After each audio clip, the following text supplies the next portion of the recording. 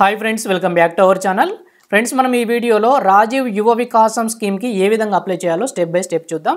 So ఈ scheme ద్వారా మనకు రాష్ట్రంలోని ప్రతి అసెంబ్లీ నియోజకవర్గానికి 4000 నుండి 5000 మంది నిరుద్యోగ యువతీ యువకులను సెలెక్ట్ చేసి సబ్సిడీ ద్వారా లోన్స్ కల్పిస్తామని మనకు ముఖ్యమంత్రి గారు ప్రకటించారు. సో తప్పకుండా ప్రతి ఒక్క ఆస్పిరెంట్ ఈ యొక్క లోన్కి అప్లై చేయడానికి ట్రై చేయండి. సో ఈ అప్లికేషన్ ప్రాసెస్లోకి వెళ్ళే ముందు మనకు ఈ స్కీమ్కి అప్లై చేయడానికి ఏమేమి సర్టిఫికేట్స్ కావాలో ఒకసారి ఫస్ట్ చూద్దాం. సో సర్టిఫికేట్స్ చూసినట్లయితే మన దగ్గర ఆధార్ కార్డు ఉండాలి, అదేవిధంగా క్యాస్ట్ సర్టిఫికేట్, ఇన్కమ్ సర్టిఫికేట్, అదేవిధంగా ration card, bank account details ఉండాలి. సో నెక్స్ట్ పాన్ కార్డు, అదేవిధంగా ఒక పాస్పోర్ట్ సైజ్ ఫోటో కూడా ఉండాలి. సో ఇక్కడ పాన్ కార్డు అదేవిధంగా పాస్పోర్ట్ సైజ్ ఫోటో అనేది మీరు కొంచెం ఫోన్లో క్లారిటీగా ఫోటో తీసుకోండి, ఎందుకంటే పాన్ కార్డు ఫోటో అనేది రెండింటిని అప్లోడ్ చేయాల్సి ఉంటుంది. సో ఈ డీటెయిల్స్ అన్నీ మీ దగ్గర ఉంటే మీరు అప్లికేషన్ ప్రాసెస్ అనేది మీరు స్టార్ట్ చేయవచ్చు. సో అప్లికేషన్ ప్రాసెస్లోకి వెళ్ళిపోయినట్లయితే కింద డిస్క్రిప్షన్లో ఒక లింక్ ఇచ్చి ఉంటానండి, దాని మీద క్లిక్ చేసినట్లయితే డైరెక్ట్గా మీకు ఈ విధంగా ఇంటర్ఫేస్ ఓపెన్ అవుతుంది.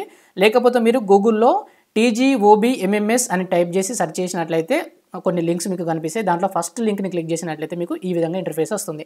లేకపోతే కింద డిస్క్రిప్షన్లో ఉన్న లింక్ మీద క్లిక్ చేయండి, డైరెక్ట్గా ఓపెన్ అవుతుంది మీకు. సో ఇక్కడ చూసినట్లయితే మీకు ఇక్కడ click here to application form for Rajiv Yuva Vikasam scheme అని కనిపిస్తుంది కదా, దీని మీద క్లిక్ చేయండి. క్లిక్ చేసిన తర్వాత మీకు ఇక్కడ మీ కమ్యూనిటీ వైజ్ లింక్స్ కనిపిస్తాయి. ఎస్సీ వాళ్ళకు ఎస్సీ కార్పొరేషన్ లింక్, అదేవిధంగా ఎస్టీ వాళ్ళకు ఎస్టీ కార్పొరేషన్ లింక్, అదేవిధంగా బీసీ వాళ్ళకు బీసీ కార్పొరేషన్ లింక్ మీకు ఇక్కడ కనిపిస్తుంది. సో నేను బీసీ కార్పొరేషన్కి సంబంధించిన అప్లికేషన్ ఫామ్ అనేది ఫిల్అప్ చేసి మీకు చూపిస్తాను. అన్నిటికీ సేమ్ ఉంటుందండి, ఎస్సీ అయినా ఎస్టీ అయినా బీసీ అయినా సేమ్ అప్లికేషన్ ప్రాసెస్ అనేది ఉంటుంది. కాబట్టి నేను ఒకటి బీసీ కార్పొరేషన్కి సంబంధించి ఇక్కడ ఫిల్అప్ చేస్తున్నా. సో దీని మీద క్లిక్ చేసిన తర్వాత మీకు ఇక్కడ అప్లికేషన్ ఫామ్ అనేది ఓపెన్ అవుతుంది. సో ఫస్ట్ వచ్చేసి ఇక్కడ మనకు నేమ్ యాజ్ పర్ ఆధార్ అని ఉందిగా, ఇక్కడ మీరు ఆధార్ కార్డులో ఉన్న విధంగా మీ యొక్క నేమ్ని టైప్ చేయండి. టైప్ చేసిన తర్వాత ఇక్కడ మీ యొక్క ఆధార్ కార్డ్ నెంబర్ని ఇక్కడ ఎంటర్ చేయండి. ఎంటర్ చేసిన తర్వాత ఇక్కడ ఫుడ్ సెక్యూరిటీ కార్డ్ అని కనిపిస్తుంది కదా, సో మీరు వీడియో క్వాలిటీని కొంచెం ఎక్కువ పెట్టుకోండి, మీకు ఆప్షన్స్ అని క్లియర్గా కనిపిస్తాయి. సో ఇక్కడ ఫుడ్ సెక్యూరిటీ కార్డ్ నెంబర్ అనేది ఆటోమేటిక్గా మీరు ఇక్కడ ఆధార్ కార్డ్ నెంబర్ ఎంటర్ చేయగానే మీకు ఇక్కడ ఫుడ్ సెక్యూరిటీ కార్డ్ అనేది ఆటోమేటిక్గా ఇక్కడ వచ్చేస్తుంది. సో అది మీదైనా కాదు ఒకసారి క్రాస్ చెక్ చేసుకోండి, సరిపోతుంది. సో నెక్స్ట్ ఇక్కడ బెనిఫిషియరీ టైప్ అని కనిపిస్తుంది కదా, ఇక్కడ ఒకటే ఆప్షన్ ఉంటుంది, ఇండివిజువల్, ఇదే సెలెక్ట్ చేసుకోండి. Next type of financial assistance అని ఉంది కదా, ఇక్కడ సెలెక్ట్ చేసుకుంటే ఇక్కడ కూడా మనకు ఒకటే ఆప్షన్ ఉంటుంది, బ్యాంక్ లింక్డ్ స్కీమ్స్ అని, ఇది సెలెక్ట్ చేసుకోండి. సెలెక్ట్ చేసుకున్న తర్వాత ఇక్కడ సెక్టార్ అనేది మనకు చాలా important. Sector agriculture sector, agro based units ఇవన్నీ ఉన్నాయి కదా. సో మీరు ఏ సెక్టార్ను సెలెక్ట్ చేసుకుంటే ఆ సెక్టార్లో మీకు ఇక్కడ స్కీమ్స్ కనిపిస్తాయి. సో సెక్టార్ వైజ్ స్కీమ్స్ అన్నీ కూడా నేను కింద డిస్క్రిప్షన్లో ఇచ్చాను. దాదాపుగా 75 స్కీమ్స్ అనేది మనకు దీంట్లో ఉన్నాయి. సో టోటల్గా మీరు కింద డిస్క్రిప్షన్లో చూసుకోండి. సో ఇక్కడ మనకు ఇండస్ట్రియల్ సర్వీస్ బిజినెస్ అనేది కదా, దీంట్లో ఎక్కువ స్కీమ్స్ మనకు ఉన్నాయి. సో దీంట్లో మీరు చూసినట్లయితే కిరాణా షాపు, బేకరీ కావచ్చు, ఆటో స్పేర్స్ చాలా ఉన్నాయి. సో మీరు జాగ్రత్తగా సెలెక్ట్ చేసుకొని ఇక్కడ గో మీద క్లిక్ చేయండి. సో ఇక్కడ మీకు మీ సెలెక్ట్ చేసుకున్న యూనిట్ యొక్క ప్రైస్ మీకు ఇక్కడ కనిపిస్తుంది. కనిష్ట యూనిట్ 2 lakhs, అదేవిధంగా గరిష్ట యూనిట్ 4 lakhs అని కనిపిస్తుంది కదా. మీరు ఏది సెలెక్ట్ చేసుకున్నా దాదాపుగా అన్నిటికీ ఇదే చూపిస్తుందండి. నేను అన్ని సెలెక్ట్ చేసి చూశాను, దాదాపుగా అన్నిటికీ 2 lakhs 4 lakhs అనే చూపిస్తుంది. సో ఇక్కడ గో మీద క్లిక్ చేయండి. సో మీరు ఫస్ట్ సెలెక్ట్ చేసుకున్న తర్వాత మీ సెక్టారు అదేవిధంగా స్కీమ్ని సెలెక్ట్ చేసుకున్న తర్వాత గో మీద క్లిక్ చేయండి. సో గో మీద క్లిక్ చేసిన తర్వాత మీకు ఈ విధంగా అప్లికేషన్ ఫామ్ అనేది ఓపెన్ అవుతుంది. ఓపెన్ అయిన తర్వాత ఇక్కడ ఫస్ట్ వచ్చేసి మీ జిల్లాను సెలెక్ట్ చేసుకోండి, మీ యొక్క డిస్ట్రిక్ట్ని సెలెక్ట్ చేసుకోండి. ఆ తర్వాత ఇక్కడ మీ మండలం, మీ జిల్లాలో ఉన్న మండలాలన్నీ మీకు ఇక్కడ కనిపిస్తాయి, మీ మండలాన్ని సెలెక్ట్ చేసుకోండి. ఆ తర్వాత వచ్చేసి మీ విలేజ్ గ్రామ పంచాయతీని సెలెక్ట్ చేసుకోండి. సెలెక్ట్ చేసుకున్న తర్వాత ఇక్కడ మీ విలేజ్ అని కనిపిస్తుంది కదా, ఇక్కడ కూడా మళ్ళీ మీ గ్రామాన్ని సెలెక్ట్ చేసుకోండి. సో అన్ని గ్రామాలకు గ్రామ పంచాయతీ ఉండదు కాబట్టి ఇక్కడ మనకు 2 ఆప్షన్లు ఇచ్చారు. సో 90% గ్రామ పంచాయతీ గ్రామం 2 సేమ్ ఉంటాయి కాబట్టి సెలెక్ట్ చేసుకోండి. నెక్స్ట్ ఇక్కడ హ్యాబిటేషన్ ఉంది కదా, ఇది అవసరం లేదు, ఓవర్ పెట్టాల్సిన అవసరం లేదు, ఇది స్టార్ కూడా లేదు దీనికి. సో నెక్స్ట్ వచ్చేసి మీకు ఇక్కడ మీ యూనిట్ కాస్ట్ ఎంత, 2 లక్షల 3 లక్షల మీరు ఎంత అనుకుంటున్నారు ఎక్స్పెక్ట్గా అది పెట్టండి. సో నేను 4 lakhs పెడుతున్నాను. 4 lakhs పెట్టిన తర్వాత సో మీకు ఇక్కడ సబ్సిడీ చూపిస్తుంది, ఎంత సబ్సిడీ వస్తుంది, 2,40,000 రూపీస్ మనకు సబ్సిడీ వస్తుంది. అదేవిధంగా బ్యాంక్ లోను 1,60,000, దీన్ని మనం మంత్లీ కట్టాల్సి ఉంటుంది. సో ఇక్కడ మీకు ఆటోమేటిక్గా డిస్ప్లే అవుతుంది. మీరు ఇక్కడ యూనిట్ విలువ మీరు ఇక్కడ ఎంటర్ చేయగానే మీ యొక్క సబ్సిడీ ఎంత, మీరు కట్టాల్సింది ఎంత మీకు ఇక్కడ కనిపిస్తుంది. సో టోటల్ యూనిట్ కాస్ట్ కూడా మనకి ఇక్కడ చూపిస్తుంది. సో నెక్స్ట్ వచ్చేసి ఇక్కడ బ్యాంక్ అని ఉంది కదా, బ్యాంక్ సెలెక్ట్ చేసుకోండి. బ్యాంక్ ఏం bank, state bank of Indiana, Indian bank అనేది సెలెక్ట్ చేసుకోండి. సో నేను ఎస్బీఐని సెలెక్ట్ చేసుకుంటున్నా. సెలెక్ట్ చేసుకున్న తర్వాత బ్రాంచ్ అనేది మీరు ఇచ్చిన అడ్రస్లో ఉన్న వాటికి ఇక్కడ మీకు చూపిస్తుంది, IFSC కోడ్తో సహా మీకు చూపిస్తుంది. మీరు ఏదైతే ఇక్కడ అడ్రస్లో చెప్తున్నారు కదా, ఇక్కడ అడ్రస్లో మీ జిల్లా మండలం సెలెక్ట్ చేసారా, దాని ప్రకారంగా మీకు ఇక్కడ బ్యాంక్ బ్రాంచ్లు అనేది మీకు ఓపెన్ అవుతాయి. సో మీకు దేంట్లో అకౌంట్ ఉందో దాన్ని సెలెక్ట్ చేసుకోండి. సెలెక్ట్ చేసుకున్న తర్వాత IFSC కోడ్ ఇక్కడ ఆల్రెడీ డిఫాల్ట్గానే వస్తుంది. సో తర్వాత పాన్ కార్డ్ నెంబర్ కూడా మీరు ఇవ్వాల్సిన అవసరం లేదు, ఆప్షన్లు ఉంది, ఇస్తే ఇవ్వండి లేకపోతే లేదు. ఎందుకంటే మనం పాన్ కార్డ్ను డైరెక్ట్గా అప్లోడ్ చేస్తున్నాం కాబట్టి ఇస్తే ఇవ్వండి లేకపోతే లేదు. సో నెక్స్ట్ వచ్చేసి ఇక్కడ మీరు ఫిజికల్లీ హ్యాండిక్యాప్డా లేదని అడుగుతుంది, ఎస్ అయితే ఎస్ పెట్టుకోండి, లేకపోతే నో అని పెట్టుకోండి. సో నెక్స్ట్ ఇక్కడ జెండర్ సెలెక్ట్ చేసుకోండి, పురుషుడు అయితే పురుషుడు, స్త్రీ అయితే స్త్రీ.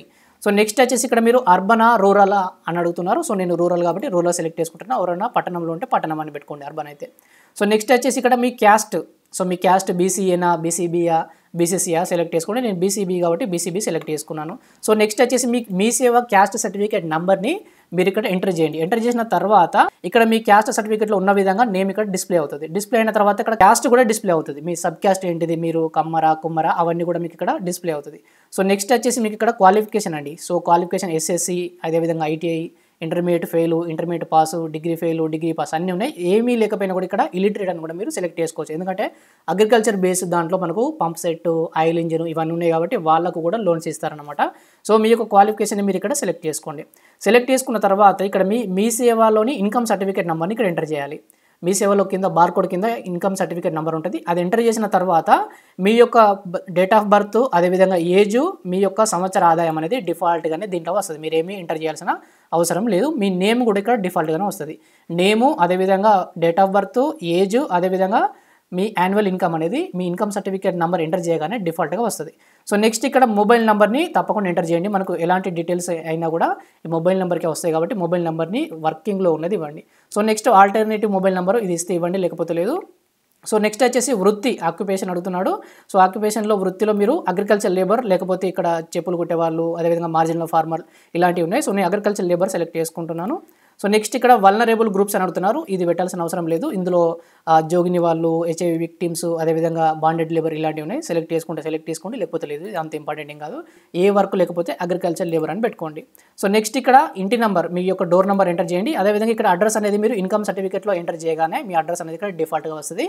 సో ఏమైనా చేంజెస్ ఉంటే మీరు ఈ అడ్రస్ని కూడా చేంజ్ చేసుకోవచ్చు. సో అడ్రస్ ఎంటర్ చేసి ఇక్కడ మీ యొక్క ఫోటో, పాస్పోర్ట్ సైజ్ ఫోటోని మీరు ఇక్కడ అప్లోడ్ చేయాల్సి ఉంటుంది. సో పీడిఎఫ్ ఫార్మాట్లో ఉండకూడదు. ఇక్కడ ఇచ్చారు మనకు జేపీజీ, పిఎన్జీ, జేపీఈజీ, జేఏఎఫ్ ఫైల్స్ మాత్రమే వాళ్ళు యాక్సెప్ట్ చేస్తారట. 50 KB to 500 KB లోపు మాత్రమే ఈ పాస్పోర్ట్ సైజ్ ఫోటో, అదేవిధంగా పాన్ కార్డ్ సైజ్ అనేది ఉండాలి. సో కాబట్టి ఈ సైజులోకి ఏ విధంగా మార్చుకోవాలా అనేది నేను ఒక వీడియో కూడా చేశాను. కింద చాలా రోజులు అవుతుంది, ఆర్పిఎఫ్ ఎగ్జామ్ అప్పుడే చేశాను, ఫోటో సైజ్ ఏ విధంగా మార్చుకోవాలని.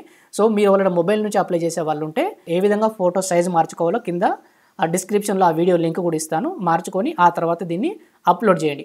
అప్లోడ్ చేసిన తర్వాత ఇక్కడ సెల్ఫ్ డిక్లరేషన్లో రైట్ మార్క్, 2 బాక్సుల్లో 2 రైట్ మార్క్ ఇచ్చి ప్రివ్యూ మీద క్లిక్ చేయండి. ప్రివ్యూ మీద క్లిక్ చేసిన తర్వాత మీ యొక్క అప్లికేషన్ డీటెయిల్స్ అన్నీ మళ్ళీ మీకు ఒకసారి డిస్ప్లే అవుతాయి. అన్ని డిస్ప్లే అయిన తర్వాత జాగ్రత్తగా చూసుకొని అప్పుడు ఫైనల్ సబ్మిట్ చేయండి.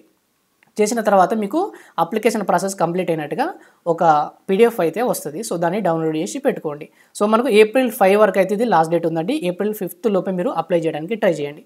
సో ఇక అన్నిటికంటే మనకు ఆ మేజర్ ఇంపార్టెంట్ ఏంటంటే ఈ సెలెక్షన్ ప్రాసెస్ ఏ విధంగా ఉంటుంది అనేది చాలా మందిలో ఉన్న డౌట్. నేరుగా మనకు నగదు అనేది రాదండి. ఇప్పుడు మీరు ఇక్కడ సెలెక్ట్ చేశారు కానీ 4 lakhs అనేది 4 lakhsలో 2,40,000 మనకి ఇస్తారంటే మన అకౌంట్కు డైరెక్ట్గా ట్రాన్స్ఫర్ అనేది చేయబడదు. సో ఏ విధంగా దీన్ని చేస్తారంటే మనకు ఇక్కడ ఇచ్చాము కదండి ఐఎఫ్ఎస్సి కోడ్ బ్రాంచ్, ఆ బ్రాంచ్ నుంచి డైరెక్ట్గా మనం ఏదైతే పెట్టామో, ఫర్ ఎగ్జాంపుల్ మీరు సెక్టార్లో ఫోటోగ్రఫీ పెట్టారు, ఇండస్ట్రియల్ సర్వీస్లో ఫోటోగ్రఫీ అని పెట్టారు. ఫోటోగ్రఫీ అని పెట్టినప్పుడు ఆ ఫోటో కెమెరాకు, వీడియో కెమెరాకు ఎంత డబ్బులు అవుతాయి, స్టాండ్స్ కావచ్చు, లైట్స్ కావచ్చు, 4 lakhs అని పెట్టారు. ఆ 4 lakh rupees అనేది బిల్లు మీరు మర్చెంట్ దగ్గర నుంచి తీసుకురావాలి. ఒక కొటేషన్ అంటారు దాన్ని, కొటేషన్ తీసుకురావాలి. సో దీనికి ఇంత బిల్ అవుతుందని మీరు మర్చెంట్ దగ్గర నుంచి ఒక కొటేషన్ తీసుకొస్తే వాళ్ళ అకౌంట్ డీటెయిల్స్ కూడా ఇవ్వాల్సి ఉంటుంది. సో పోయినసారి మాత్రం బీసీ కార్పొరేషన్ లోన్స్ ఇచ్చినప్పుడు ఆ విధంగా ప్రాసెస్ ఉండేది. సో ఇప్పుడు దీనికి సంబంధించి ఇంకా గైడ్లైన్స్ అయితే రాలేదు. మరి నేరుగా ఇస్తారా? కొన్నిసార్లు మనకు చెక్కులు కూడా ఇచ్చారు, డైరెక్ట్గా లబ్ధిదారునికి చెక్కే ఇచ్చారు. సో మరి ఇప్పుడు ఈసారి ఏ విధంగా ఇస్తారనేది ఇంకా మనకు గైడ్లైన్స్ అయితే రాలేదు. సో మీరు అప్లై చేసేటప్పుడు సెక్టార్ విషయంలో కొంచెం జాగ్రత్తగా ఉండండి. మీకు కొటేషన్ అనేది ఈజీగా దొరకాలి. మీరు ఫోటో కెమెరా కొంటారా, వీడియో కెమెరా కొంటారో ఆ మర్చెంట్ దగ్గర మీరు కొటేషన్ తెచ్చుకోగలగాలి. చాలామంది ఏం చేశారంటే లాస్ట్ టైం ఇచ్చినప్పుడు ఆ కొటేషన్ వాళ్ళ దగ్గర తెస్తున్నాము, వాళ్ళతో డీలింగ్ మాట్లాడుకున్నారు. సో ఆ విధంగా చేయమని నేను చెప్పట్లేదు, కాకపోతే మీకు కొటేషన్ అయితే దొరకాలండి. కొటేషన్ అనేది మర్చెంట్ దగ్గర నుంచి మీరు తెచ్చుకుంటే మర్చెంట్కే ఇచ్చే అవకాశాలు కూడా ఉన్నాయి. కాబట్టి మీరు అన్నిటికీ సిద్ధపడే ఉండాలి. సో ఇది అండి మనకు లోన్స్కి సంబంధించి. సో దీనికి సంబంధించి గైడ్లైన్స్ ఏమీ రాలేదు. June 2న ఇస్తామని చెప్తున్నారు. సో అది కూడా ఎమ్మెల్యే ఇస్తామని చెప్తున్నారు. ఎమ్మెల్యేలే దీనికి సంబంధించి సెలెక్షన్ ప్రాసెస్లో ఇన్వాల్వ్ అవుతారంట. సో ఇది అండి మనకు దీనికి సంబంధించి. ఇంకేమైనా డౌట్స్ ఉంటే కింద కామెంట్ చేసే ప్రయత్నం చేయండి, తప్పకుండా రిప్లై ఇస్తాను. Thank you friends, thank you.